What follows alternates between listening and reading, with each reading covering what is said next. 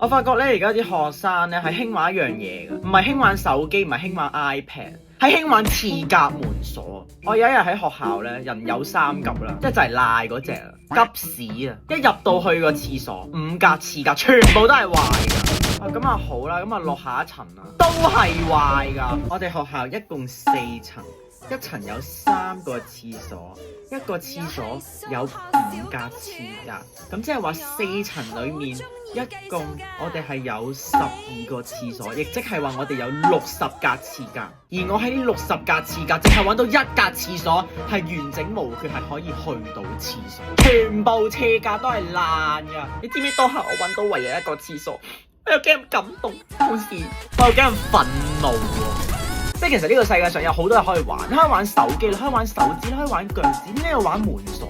正所謂裝人屙屎最大惡極，你明唔明我嗰日有幾咁辛苦？